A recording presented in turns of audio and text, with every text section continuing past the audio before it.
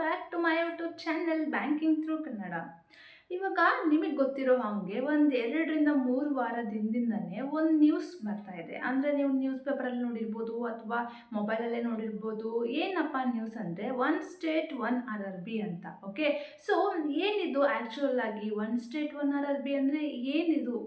Okay, ಅದರಿಂದ ಏನು ಅನುಕೂಲ ಆಗ್ತಿದ್ದಾವೆ ಅಥವಾ ಯಾಕೆ ಇದನ್ನು ತರ್ತಿದ್ದಾರೆ ಆ್ಯಂಡ್ ಇದೇನಾದರೂ ಬಂದರೆ ಅಂದರೆ ಇಂಪ್ಲಿಮೆಂಟ್ ಆದರೆ ಏನು ಅದರಿಂದ ಇಂಪ್ಯಾಕ್ಟ್ ಬೀಳುತ್ತೆ ಓಕೆ ಅನ್ನೋದನ್ನು ನಾವು ತಿಳ್ಕೊಳ್ಳೋಣ. ಇವಾಗೆಲ್ಲ ನಿಮಗೆ ಗೊತ್ತು, ಆಲ್ಮೋಸ್ಟ್ ಈ ಏನು one state one R R B ಅಂತ ಹೇಳ್ತಿದ್ದೀವಿ, ಇದು ಆಲ್ರೆಡಿ ಅಂಡರ್ ಇಂಪ್ಲಿಮೆಂಟೇಷನಲ್ಲಿ ಇದೆ, ಅಂಡರ್ ಪ್ರಾಸೆಸಲ್ಲಿದೆ ಅಂತ ಕೂಡ ನಾವು ಹೇಳ್ಬೋದು. Okay, so process is going on and ಯಾಕೆ ಇದನ್ನು ಇಂಪ್ಲಿಮೆಂಟ್ ಮಾಡ್ತಿದ್ದಾರೆ ಅಂತ ನಾವು ತಿಳ್ಕೊಬೇಕು. ಈಗ ನೋಡಿ, ಫಸ್ಟ್ ಆಫ್ ಆಲ್ ನಮ್ಮ ಇಂಡಿಯಾದಲ್ಲಿ ಆರ್ ಆರ್ ಬಿಸು ಬರಬೇಕು ಅಂತ ಎಷ್ಟೊಂದು ಕಮಿಟೀಸ್ ಮಾಡಿದರು, ಆರ್ ಆರ್ ಬಿಸ್ನ ಇಂಪ್ಲಿಮೆಂಟ್ ಮಾಡಿದರು, ಎಷ್ಟೊಂದು ಬ್ರಾಂಚಸ್ಸು ಸ್ಟಾರ್ಟ್ ಆದವು. ಬಟ್ ಎಟ್ ದ್ಯಾಟ್ ಟೈಮ್ ಅಂದರೆ ಆ ಟೈಮಲ್ಲಿ ತುಂಬ ಜಾಸ್ತಿ ಅಂದರೆ ನಂಬರ್ಸಲ್ಲಿ ನಾನು ಹೇಳ್ತಿದ್ದೀನಿ, ಎಷ್ಟೊಂದು R R Bisu ಹುಟ್ಕೊಂಡ್ಬಿಟ್ವು. Okay, so ಏನಾಯಿತು, ಬರ್ತಾ ಬರ್ತಾ ಬರ್ತಾ ಬರ್ತಾ ಆರ್ ಆರ್ ಬಿಸ್ದು ನಂಬರು ರೆಡ್ಯೂಸ್ ಆಗ್ತಾ ಬಂತು. ನಿಮಗೆ ಗೊತ್ತು, ಈಗ ಸ್ಟಾರ್ಟಿಂಗಲ್ಲಿನೂ ಎಷ್ಟು ಆರ್ ಆರ್ ಬಿಸ್ ಇದ್ವು, ಬರ್ತಾ ಬರ್ತಾ ಎಷ್ಟು ಕಡಿಮೆ ಆಗಿದ್ದಾವೆ R R Bs. Okay, so ಯಾಕೆ ಇದನ್ನ ಹಿಂಗೆ ಮಾಡ್ತಿದ್ದಾರೆ ಅಂದರೆ, ಆ್ಯಂಡ್ ಇವಾಗಂತೂ ನಿಮಗೆ ಗೊತ್ತು, ನಮ್ಮ ಕರ್ನಾಟಕ ಸ್ಟೇಟಲ್ಲಿ ಎಷ್ಟು ಆರ್ ಆರ್ ಬಿಸ್ ಇದ್ದಾವೆ? 2 ಇದ್ದಾವೆ. ಒಂದು ಕರ್ನಾಟಕ ಗ್ರಾಮೀಣ ಬ್ಯಾಂಕ್ ಇದೆ ಆ್ಯಂಡ್ ಕರ್ನಾಟಕ ವಿಕಾಸ ಗ್ರಾಮೀಣ ಬ್ಯಾಂಕು. ಸೊ ನಮ್ಮ ಕರ್ನಾಟಕದಲ್ಲೇ 2 ಆರ್ ಆರ್ ಬಿಗಳಿದ್ದಾವೆ. ಸೊ ಈ ಥರ ಎಷ್ಟೊಂದು ಸ್ಟೇಟ್ಸ್ಗಳಲ್ಲೂ ಕೂಡ more than 1 R R B ಇದೆ. ಓಕೆ, ಆ್ಯಂಡ್ ಸ್ವಲ್ಪ ಸ್ಟೇಟ್ಗಳು ಇದ್ದಾವೆ ಅಲ್ಲಿ ಓನ್ಲಿ 1 ಆರ್ ಆರ್ ಬಿ ಕೂಡ ಇದೆ. ಬಟ್ ಇವಾಗಿಂದ ಏನು ಗೌರ್ಮೆಂಟು ಏನು ಥಿಂಕ್ ಮಾಡ್ತಿದೆ ಅಂದರೆ, ಒಂದು ಸ್ಟೇಟಲ್ಲಿ ಒಂದೇ ಆರ್ ಆರ್ ಬಿ ಇರಬೇಕು ಅಂತ. ಬಟ್ ವೈ, ಯಾಕೆ ಇದು ಬರ್ತಿದೆ, ಯಾಕೆ ಹಿಂಗೆ ಮಾಡಿದರೆ ಏನು ಪ್ರಯೋಜನ? ಈಗ ನೋಡಿ, ನಮ್ಮ ಸ್ಟೇಟಲ್ಲಿ 2 ಆರ್ ಆರ್ ಬಿ ಇದ್ದಾವೆ. ಸೊ 2 ಆರ್ ಆರ್ ಬಿಗಳೇ. ಓಕೆ, ಬಟ್ ಈ ಆರ್ ಆರ್ ಬಿದು ಹೆಡ್ ಆಫೀಸ್ ಬೇರೆ, ಈ ಆರ್ ಆರ್ ಬಿದು ಹೆಡ್ ಆಫೀಸ್ ಬೇರೆ. ಸೊ ಬ್ರಾಂಚಸ್ ಅಂತರೂ ಇದ್ರದ್ದು ಸಪ್ರೇಟ್ ಬ್ರಾಂಚಸ್ಸು, ಇದ್ರದ್ದು ಸಪ್ರೇಟ್ ಬ್ರಾಂಚಸ್ಸು. ಬಟ್ ಯಾಕಿದು ಆರ್ ಆರ್ ಬಿ ಅಂತ ಇದ್ದಾಗ ಒಂದು ಸಿಂಗಲ್ ಎಂಟಿಟಿ ಆಗಿ ಮಾಡೋಣ, ಸೊ ದ್ಯಾಟ್ ಇವಾಗ ಎಫಿಷಿಯನ್ಸಿ, ವರ್ಕಲ್ಲಿ ಎಫಿಷಿಯನ್ಸಿ ಕೂಡ ತುಂಬಾ ಚೆನ್ನಾಗಿ ಬರುತ್ತೆ. ಆ್ಯಂಡ್ ಯಾವುದೇ ಒಂದು ಕೆಲಸ ಮಾಡಬೇಕಂದ್ರೂ ಕೂಡ ಅಲ್ಲಿ ಸಿಂಕ್ರನೈಸೇಷನ್ ಅನ್ನೋದು ಇರುತ್ತೆ. ಸೊ ಡಬಲ್ ವರ್ಕ್ ಯಾಕೆ? ಒಂದೇ ಒಂದು ಆರ್ ಆರ್ ಬಿ ಆದರೆ ಎಲ್ಲನೂ ಕರೆಕ್ಟಾಗಿ ಬೆಸ್ಟ್, ಅದು ಎಫೆಕ್ಟಿವ್ ಆಗಿರುತ್ತೆ ಅಂತ ಅವರ ಒಂದು ಆಲೋಚನೆ. ಓಕೆ, ಸೊ ಈ ಥರ ಒಂದೇ ಒಂದು ಆರ್ ಆರ್ ಬಿ ಆಗೋದ್ರಿಂದ ಏನಾಗುತ್ತೆ, ಆಟೋಮೆಟಿಕ್ ಆಗಿ ನಂಬರ್ ಆಫ್ ಅಂದರೆ ನಮ್ಮ ಏನು ಹೇಳ್ತೀವಿ ಮ್ಯಾನ್ ಪವರು ಕಮ್ಮಿ ಆಗ್ತಾನೆ ಹೋಗುತ್ತೆ. ನಂಬರ್ಸಲ್ಲಿ ಹೇಳೋದಾದರೆ ರೆಡ್ಯೂಸ್ ಆಗ್ತಾನೆ ಹೋಗುತ್ತೆ. ಯಾಕೆಂದರೆ ಈಗ 2 ಆರ್ ಆರ್ ಬಿ ಇದ್ದಾವೆ ಅಂದರೆ ಸೇಮ್ ವರ್ಕ್ಗೆ ಇಲ್ಲಿ ಸ್ವಲ್ಪ ಜನ ಸ್ಟಾಫ್ಸ್ ಇರ್ತಾರೆ, ಇಲ್ಲಿ ಸ್ವಲ್ಪ ಜನ ಸ್ಟಾಫ್ಸ್ ಇರ್ತಾರೆ. ಬಟ್ ಇನ್ ಕೇಸ್ ಒಂದೇ ಒಂದು ಆರ್ ಆರ್ ಬಿ ಆಗಿ ಮರ್ಜ್ ಆಯಿತು ಅಥವಾ ಒಂದೇ ಒಂದು ಎಂಟಿಟಿ ಆಗಿ ಆರ್ಗನೈಸೇಷನ್ ಆಯಿತು ಅಂದರೆ, ಒಂದೇ ಒಂದು ಆರ್ ಆರ್ ಬಿ ಆಯಿತು ಅಂದರೆ ಅವಾಗ ಏನಾಗುತ್ತೆ, ಸೇಮ್ ಕೆಲಸನೇ ಒಬ್ಬರೇ ಮಾಡ್ತಾರೆ, ಇಬ್ಬರು ಮಾಡೋದು ಬೇಕಾಗಿಲ್ಲ ಅಲ್ಲ. ಸೊ ಆಟೋಮೆಟಿಕ್ಕಾಗಿ ನಂಬರ್ ಆಫ್ ಏನಂತಾರಲ್ಲ ಸ್ಟಾಫ್ಸು ಕಮ್ಮಿ ಆಗ್ತಾ ಹೋಗ್ತಾರೆ. ಓಕೆ, ಸೊ ಯಾಕೆ ಡಬಲ್ ಮಾಡೋದು? ಅವರಿಗೂ ಸ್ಯಾಲ್ರಿ ಕೊಡಬೇಕು ಆ್ಯಂಡ್ ಡಬಲ್ ವರ್ಕು ಯಾಕೆ ಬೇಕಾಗಿಲ್ಲ? ಒಂದೇ ಒಂದು ಎಂಟಿಟಿ ಆದರೆ ಕೆಲಸನೂ ಕರೆಕ್ಟಾಗಿ ಹೋಗುತ್ತೆ. ಏನಾದರೂ ಪ್ರಾಸೆಸ್ಗಳಿದ್ರೆ ಆಟೋಮೆಟಿಕ್ಕಾಗಿ ಬೇಗ ಆಗ್ತವೆ. 2 ಆರ್ ಆರ್ ಬಿ ಇದ್ದರೆ ಸುಮ್ಮನೆ ಕ್ಲಮ್ಸಿ ಇರುತ್ತೆ ಅಂತ ಅವ್ರದ್ದು ಒಂದು ನಿರ್ಧಾರ. ಓಕೆ, ಆ್ಯಂಡ್ ಇಲ್ಲಿ ನಾವೇನು ತಿಳ್ಕೊಬೇಕು ಅಂದರೆ, ನಮಗೆ ಇವಾಗ ಮೇನ್ ಪಾರ್ಟ್ ಏನು, ನಾವು ಯಾವ ಪಾರ್ಟಲ್ಲಿ ಫೋಕಸ್ ಮಾಡಬೇಕು ಅಂದರೆ, ಇಫ್ ಇನ್ ಕೇಸ್ ಇದೇನಾದರೂ ಇಂಪ್ಲಿಮೆಂಟ್ ಆದರೆ ಅಪ್ಕಮಿಂಗ್ ವೇಕೆನ್ಸೀಸಿಗೆ ಏನಾಗ್ಬೋದು, ಯಾವ ಥರ ಇಂಪ್ಯಾಕ್ಟ್ ಬೀಳ್ಬೋದು ಅಂತ. ಓಕೆ, ಆ್ಯಂಡ್ ಫಸ್ಟು ನಾನು ಒಂದು ಹೇಳ್ತೀನಿ ಏನಂದರೆ, ಈಗ ಇದು ಪ್ರಾಸೆಸ್ಸು ನಡೀತಾನೆ ಇದೆ ಆ್ಯಂಡ್ ಇಂಪ್ಲಿಮೆಂಟೇಷನ್ನು ಕೂಡ ಅಂಡರ್ ಪ್ರಾಸೆಸಲ್ಲಿದೆ. ಹಾಗೇ ಆಗುತ್ತೆ ಅನ್ನೋದು 100%. ಇದು ಆಗಲ್ಲ ಅನ್ನೋದೇನಿಲ್ಲ. ಏಕೆಂದರೆ ತುಂಬಾ ಸೀರಿಯಸ್ ಆಗಿ ಡಿಸ್ಕಷನ್ಸ್ ಆಗಿರ್ಬೋದು, ಸೀರಿಯಸ್ ಆಗಿ ವರ್ಕ್ ಕೂಡ ಇದ್ರ ಮೇಲೆ ನಡೀತಾನೆ ಇದೆ. ಸೊ 100% ಇದು ಆಗುವಂಥ ಚಾನ್ಸಸ್ ತುಂಬಾ ಇದೆ. ಓಕೆ, ಇಲ್ಲ ಅಂತ ಹೇಳೋಂಗೆ ಇಲ್ಲ ಇದರಲ್ಲಿ.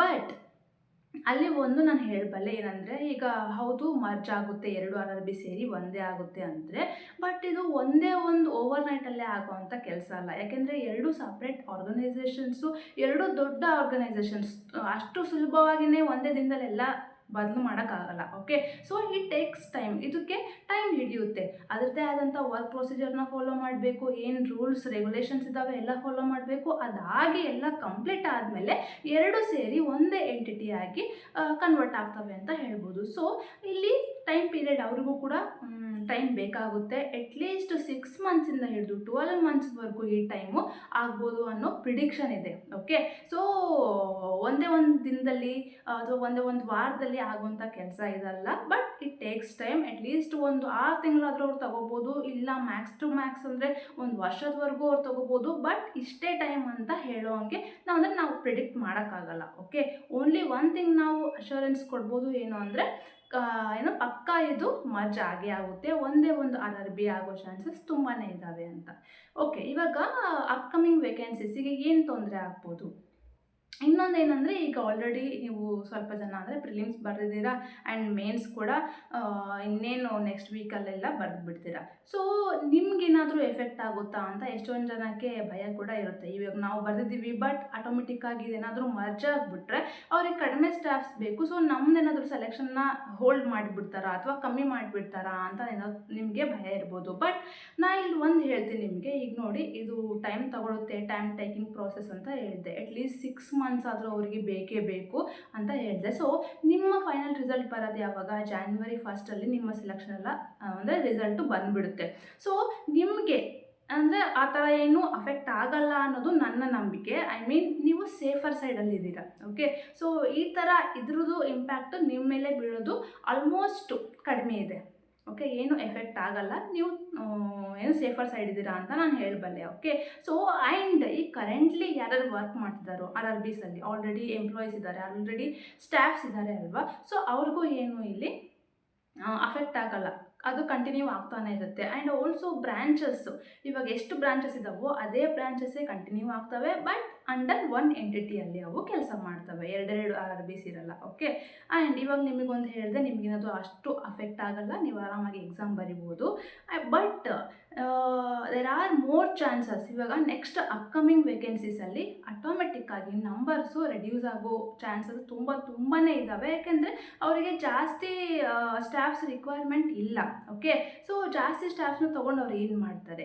ಸೊ ಅವರು ಪ್ಲ್ಯಾನ್ ಮಾಡ್ತಾರೆ, ಅಥವಾ ಏನಂತಾರಲ್ಲ, ಎಷ್ಟು ಸ್ಟಾಫ್ಸ್ ಬೇಕಾಗುತ್ತೆ, ನಾವು ಮುಂದೆ ಎಷ್ಟು ಸ್ಟಾಫ್ಸ್ನ ನಾವು ಎಷ್ಟು ಕಮ್ಮಿ ಮಾಡ್ಬೋದು, ಇದನ್ನೆಲ್ಲ ಅವರು ಏನಂತಾರೆ ಟೈಮ್ ಟೇಬಲ್ ಎಲ್ಲ ನೋಡ್ತಾರೆ. ಅದನ್ನೆಲ್ಲ ರೂಲ್ಸ್ ರೆಗ್ಯುಲೇಷನ್ ಪ್ರಕಾರ ಅಥವಾ ವರ್ಕ್ನ ಪ್ರೊಸೀಜರ್ ಪ್ರಕಾರ ನೋಡಿ ಎಷ್ಟು ಸ್ಟಾಫ್ಸ್ ರಿಕ್ವೈರ್ಮೆಂಟ್ ಇದೆ, ಎಷ್ಟನ್ನ ನಾವು ಕಮ್ಮಿ ಮಾಡ್ಬೋದು ಅನ್ನೋದು ಕೂಡ ಅವರು ನೋಡ್ತಾರೆ. So number of upcoming vacancies ಕಮ್ಮಿ ಆಗೋ ಚಾನ್ಸಸ್ ತುಂಬಾ ಇದ್ದಾವೆ, ಅದರಲ್ಲಿ ಮಾತ್ರ ಡೌಟ್ ಇಲ್ಲ. ಓಕೆ, ಆ್ಯಂಡ್ ಇಷ್ಟೆಲ್ಲ ತಿಳ್ಕೊಂಡ್ವಿ. ಇವಾಗ ನೀವೇನು ಮಾಡಬೇಕು ಕೆಲಸ ಅಂತಂದರೆ, ಇದು ಆಗಲಿ ಬಿಡಲಿ, ಬಟ್ ವರ್ಷ ಹೊಸ ರಿಕ್ರೂಟ್ಮೆಂಟ್ ತಗೋತಾರೆ, ಅದರಲ್ಲೇನು ಬೇರೆ ಮಾತೇ ಇಲ್ಲ. ಬಟ್ ನಂಬರ್ಸ್ ಕಮ್ಮಿ ಆಗುತ್ತೆ, ಬಟ್ ನೀವು ಇದನ್ನೆಲ್ಲ ತಲೆ ಇಟ್ಕೋಬಾರ್ದು. ನಿಮ್ಮ ಕೆಲಸ ಏನು, ಓದಬೇಕು, ಎಕ್ಸಾಮ್ನ ಬರಿಬೇಕು. ಓಕೆ, ಎಷ್ಟೇ ವೇಕೆನ್ಸಿ ಇದ್ದರೂ ಕೂಡ ನಿಮಗೆ ಬೇಕಾಗಿರೋದೇನು ಒಂದು, ಆ್ಯಸ್ ಅನ್ ಇಂಡಿವಿಜುವಲ್ಲು. ಈಗ ನಾನು ಎಕ್ಸಾಮ್ ಬರ್ತಿದ್ದೀನಿ ಅಂದರೆ ನನಗೆ 1 ಸೀಟ್ ಇದ್ದರೂ ಕೂಡ ನಾನು ಅದಕ್ಕೆ ಕಾಂಪಿಟೇಟ್ ಮಾಡಬಲ್ಲೆ ಅಲ್ವಾ. ಸೊ ನನಗೆ ಅದು ಎಲಿಜಿಬಿಲಿಟಿ ಇದೆ.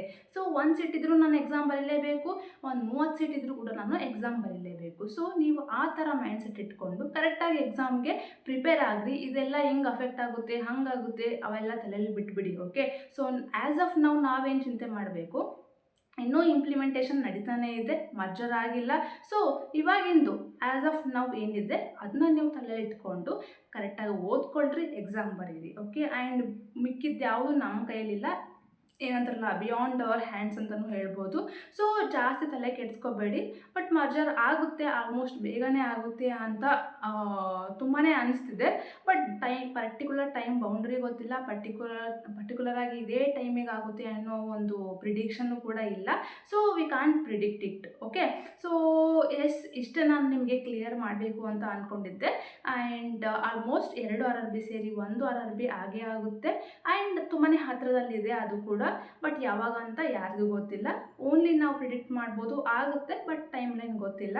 ಆ್ಯಂಡ್ ಇವಾಗ ಏನು ಮಾಡಬೇಕು, ಚೆನ್ನಾಗಿ ಓದ್ಕೋಬೇಕು ಅಷ್ಟೇ.